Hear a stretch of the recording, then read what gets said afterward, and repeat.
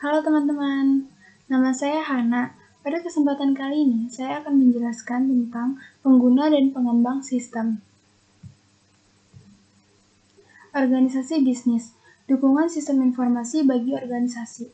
Sistem informasi dikembangkan untuk mendukung organisasi, eksekutif, dan area bisnis. Sistem informasi manajemen ini dimaksudkan untuk memenuhi kebutuhan informasi umum para manajer perusahaan. Nah, sistem informasi ini khusus dirancang untuk organisasi fisik, yaitu cara bagaimana sumber daya dialokasikan ke berbagai area fisik perusahaan. Selanjutnya, sumber daya informasi. Sistem informasi yang terdapat di area pengguna merupakan tanggung jawab dari para manajer area pengguna. Yang pertama ada spesialis informasi, merupakan karyawan yang tanggung jawab utamanya adalah untuk memberikan kontribusi atas tersedianya sumber daya informasi dalam perusahaan. Kemudian yang kedua, analisis sistem. Orang yang ahli dalam mendefinisikan masalah dan dalam membuat dokumen tertulis mengenai bagaimana komputer akan membantu menyelesaikan masalah tertentu. Selanjutnya ada administrator basis data, merupakan seorang spesialis informasi yang bertanggung jawab atas basis data atau database. Kemudian ada webmaster, bertanggung jawab atas isi dan penyajian situs web perusahaan. Kemudian ada spesialis jaringan.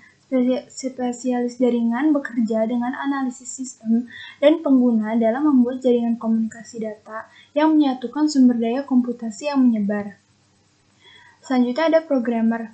Programmer ini menggunakan dokumentasi yang dibuat oleh sistem analisis untuk membuat kode program komputer yang mengubah data menjadi sebuah informasi yang dibutuhkan oleh pengguna. Kemudian yang terakhir operator. Operator ini menjalankan peralatan komputasi berskala besar seperti komputer mainframe ataupun server. Oke, yang selanjutnya ada struktur organisasi layanan informasi. Yang pertama, tren dari struktur tersentralisasi ke desentralisasi. Nah, di bawah ini ada gambar yang menunjukkan struktur organisasi bagi unit layanan informasi perusahaan yang tersentralisasi. Nah, struktur ini disesuaikan berdasarkan siklus hidup sistem. Kemudian selama tahun 1970-an dan 1980-an, beberapa perusahaan ini mulai mendesentralisasikan kebanyakan sumber daya informasinya dengan mengalokasikan mereka ke unit-unit bisnis dan memberikan wewenang bagi unit itu untuk memutuskan bagaimana sumber daya tersebut akan diaplikasikan. Selanjutnya, struktur organisasi inovatif. Ada 3 struktur. Yang pertama, model sekutu atau partner model, model platform atau platform model, dan model terskala atau scalable model.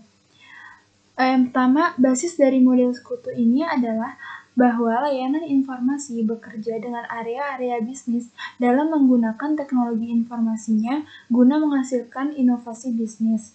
Kemudian yang kedua, asumsi yang mendasari model platform adalah bahwa layanan informasi tidak akan secara aktif mengawali inovasi bisnis, namun akan menyediakan sumber daya informasi sehingga informasi tersebut dapat dicapai oleh area-area bisnis.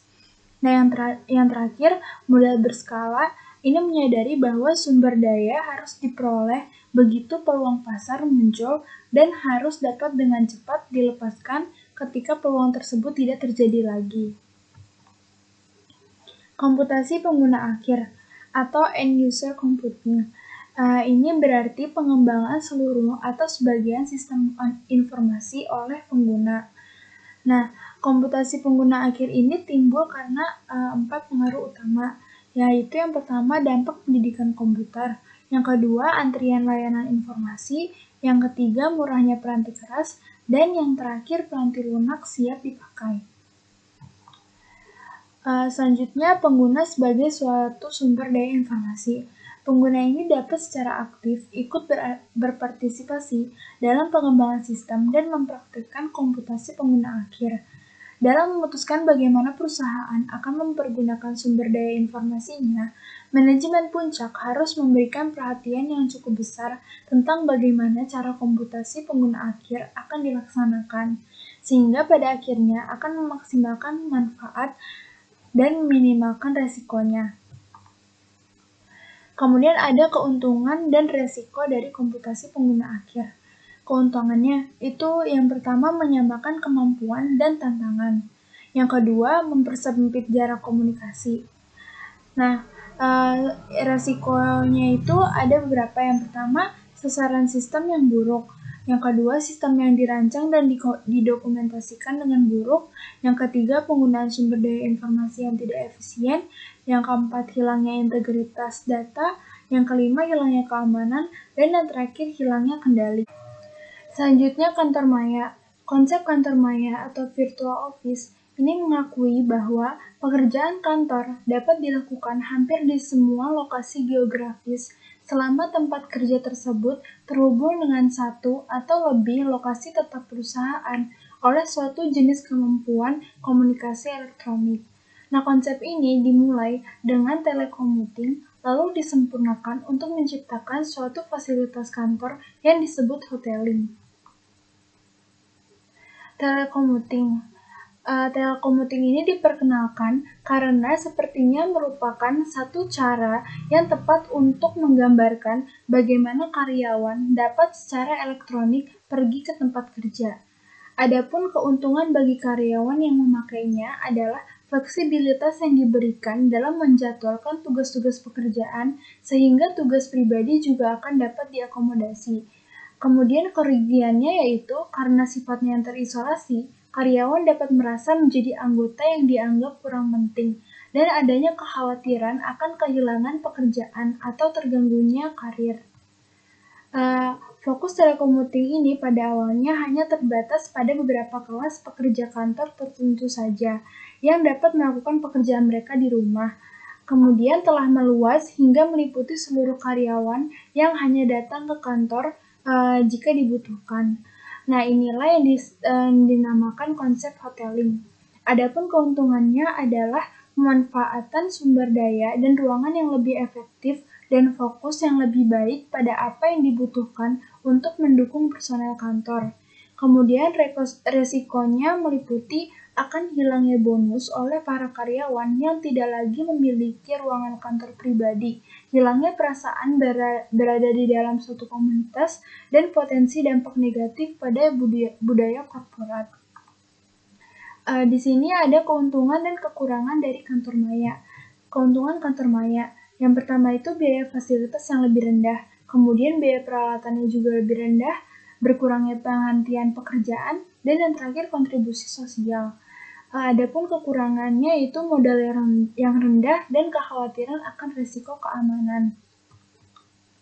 Organisasi maya, dampak sosial organisasi maya.